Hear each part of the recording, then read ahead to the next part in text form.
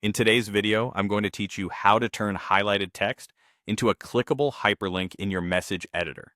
By the end, you'll know exactly how to convert plain words into a clean, professional-looking link that's easy for your reader to follow.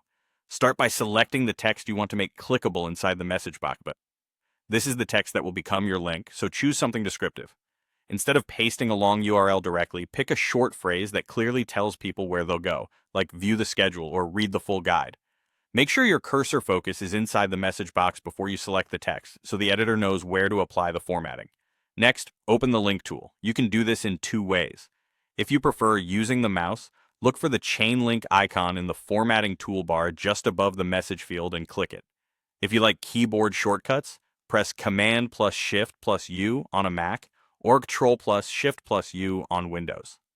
If the shortcut doesn't seem to respond, double check that your text is still selected and that the message box is active.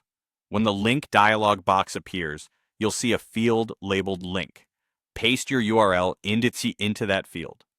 It's best to use the full address, including the HTTP or HTTPS at the beginning, so the editor recognizes it as a valid link.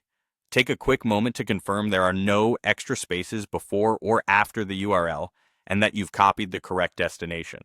A tidy, accurate link helps your readers trust where they're going. Now apply the hyperlink. Click Save in the dialog, or simply press Enter on your keyboard.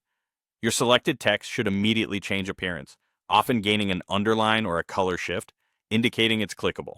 If it doesn't look linked, reselect the text and try opening the link tool again to make sure the URL was applied. A couple of quick tips to wrap up.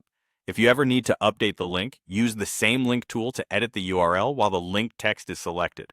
If you pasted the wrong address, don't worry, you can replace it the same way.